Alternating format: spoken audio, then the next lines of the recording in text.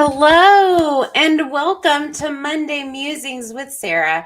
I'm Sara R. Turnquis, a multi-published clean historical romance author. And I want to introduce you to Cindy, who is my producer and my organizational manager. For those of you that have been around for a while, you know who she is, but you may not have had a face to go with that name. And we have the blue cam. And he is thinking really hard. You can see the wheels turning. Actually, he's giving us a little bit of a side eye. Oh, well, let's let him do that in his own little way and time. Yeah. But today we are going to talk about the importance of planning for a trip. I have a conference and research trip coming up. Those of you that are on my newsletter have already heard me talk about it. I am preparing for the next book in the Railway Romance series, and it will be set near the Grand Canyon. So I will be headed to Arizona for a conference. And then after that, my wonderful craft partner and I are going to be going to that area of the Grand Canyon.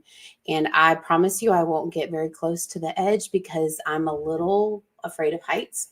I like to say I'm not so afraid of heights as I am afraid from falling from heights, which is very reasonable. It's a very reasonable fear. But anyways, I can't hardly climb a paint ladder a couple of steps without getting a little, what do you think, Blue? He's Sounds worried. good. He's worried. He's worried. I think I'm playing with these layouts, y'all. I like this one. So I wanted to talk to you about some of the things that I do to plan for a trip. Now, I am a planner to the nth degree. This is something that you should probably be aware of before I get started on this. But I am going to, let's see if I can do it. Yay. Oh, there we are. And there's the blue cam. So great. I wanted to share with you a couple of the things that I prepare paper-wise. So the first thing that I do is I grab my itinerary. I grab all my, and this is for a past trip. So these are not places that I'm going to be here. Don't plan on meeting me at a reading night at Whispering Canyon on Thursday because I won't be there, but it will be fun for you. But anyways, so I pull together all my paperwork, any car rentals, flight information, hotel stuff, and I create this itinerary. Now, what you see other than the times and the dates are over on the right-hand side. You'll see that I have the weather, the high, the low, what the condition should be, partly cloudy, and then the percentage of precipitation chance. So I do that so that I have this when I get ready to pack. So I know what kind of weather to be packing for. Is it going to be sunny most of the time I'm there? Do I need to bring shoes that can be out in the rain? Do I need to plan on my rain jacket? These kind of things. So let me pull up my packing list. And this is something to behold, y'all. I know, right?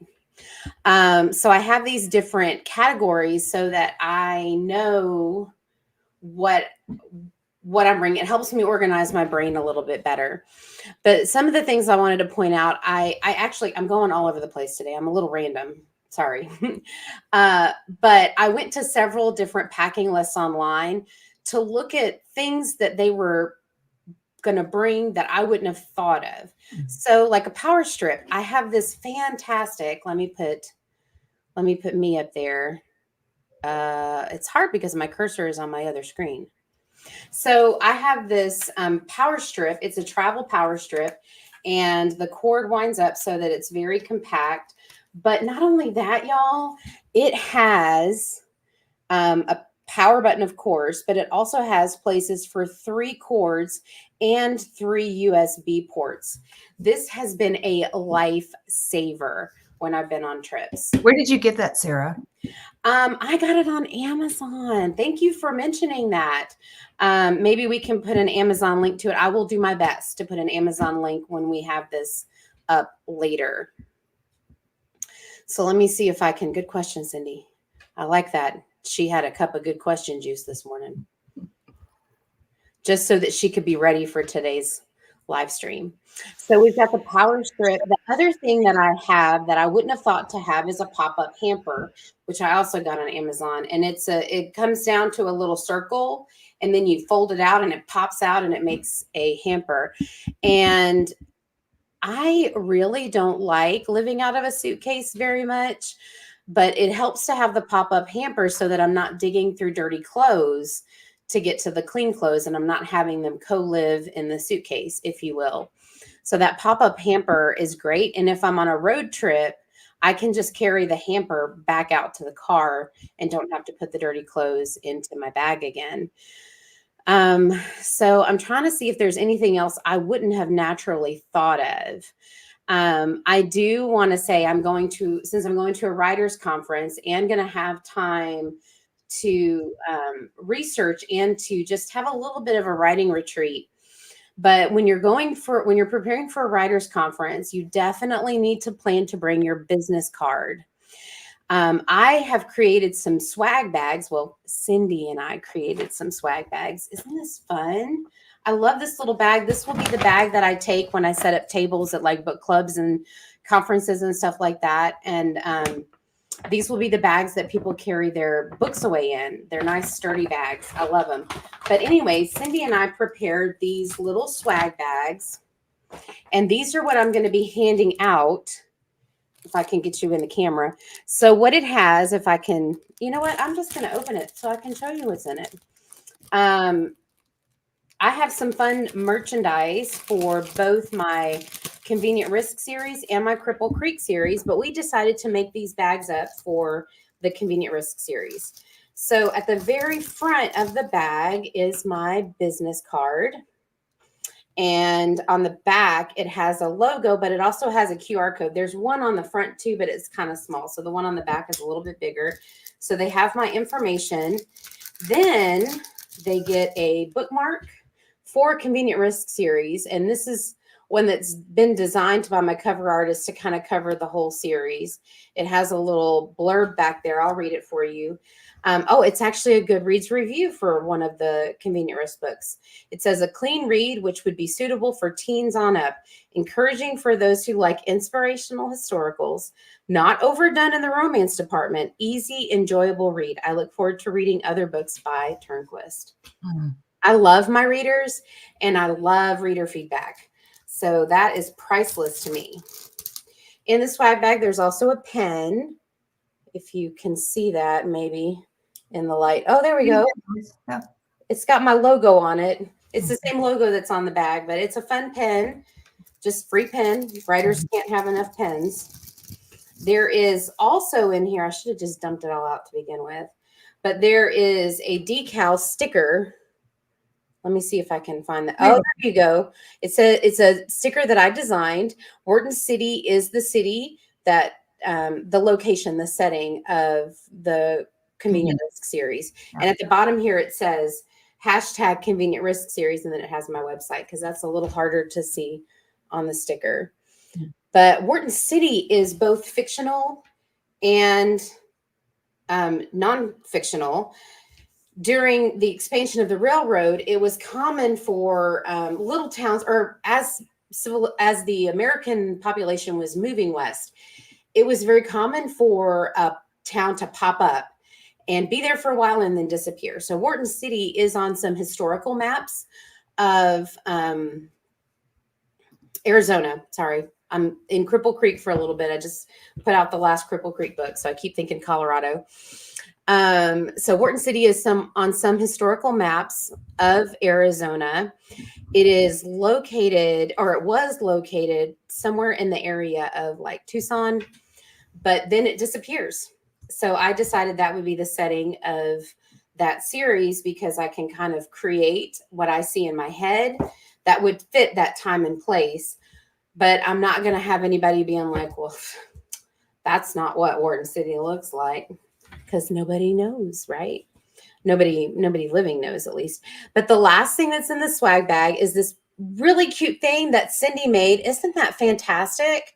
It has the logo that my cover artist made, but she put it with a QR code that will get you to my website where you can get a free an e-copy of A Convenient Risk.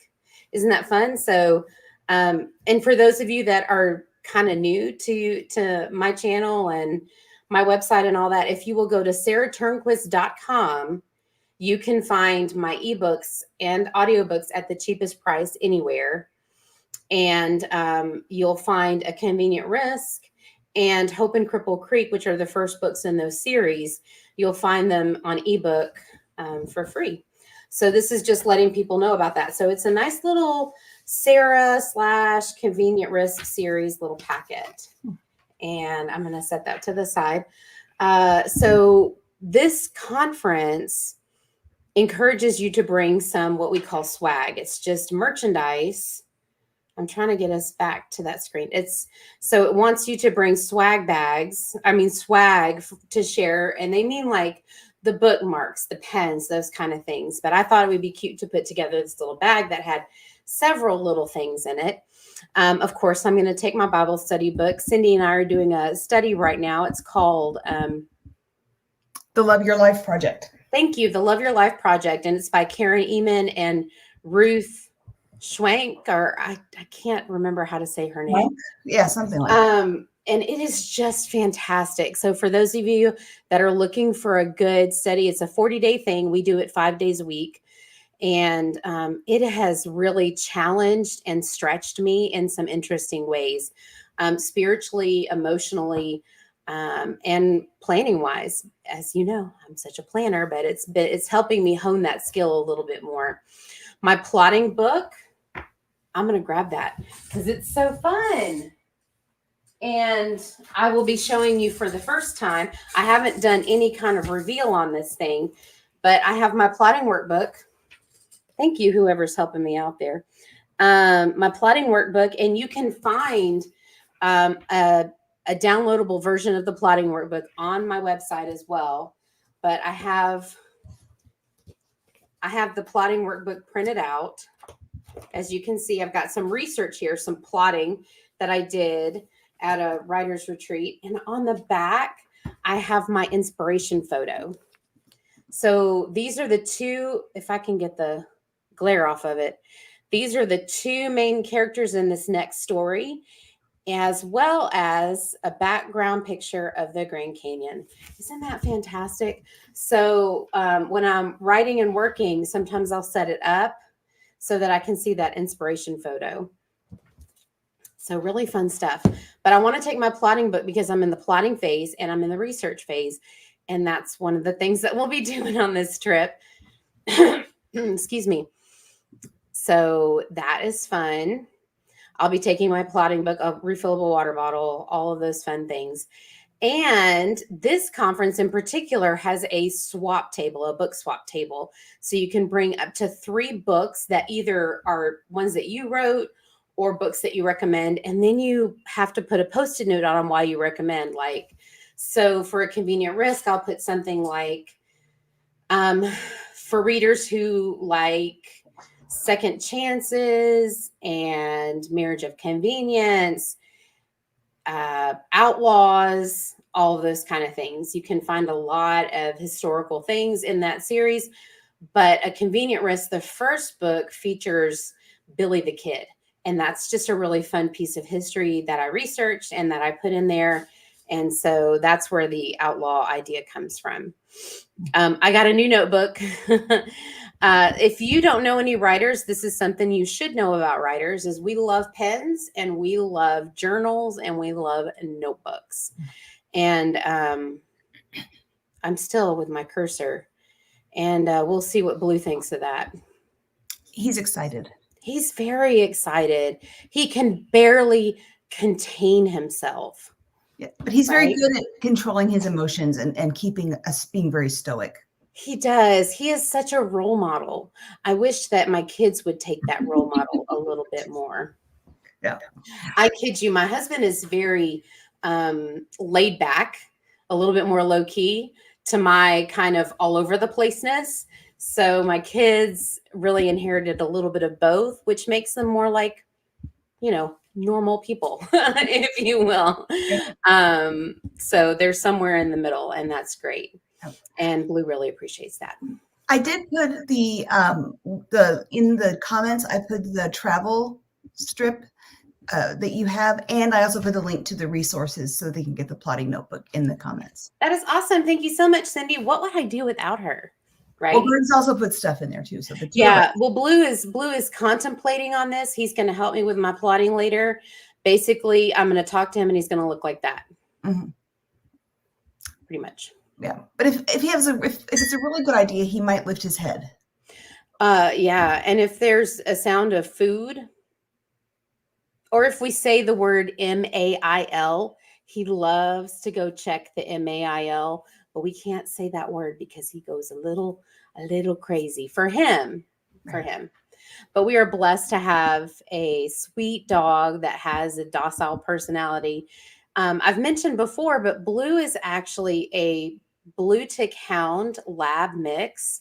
He's a medium-sized dog. He's about 50 pounds. And that particular mix can tend to be a little on the hyper side. But Blue is very, as you can see, he's very laid back, even in his alert state. He's very alert. He's ready to attack. It doesn't look like it, but he certainly is. Mm-hmm. All right. Well, Cindy, did you have anything else to add? Not today. Not today. I hope that even though I'm a little more random, I love about the Monday Musings that it's just off the cuff. I don't have a script. I have a general plan of what we want to talk about. Obviously, I have some papers ready to show and a few props here and there. But I love that I just get to chat with you all and that Cindy gets to chat and that Blue gets to think about chatting. But that's all for now. If you have any questions or about anything that I talked about, please do pop some comments down below and we will see you next time. Bye. Bye.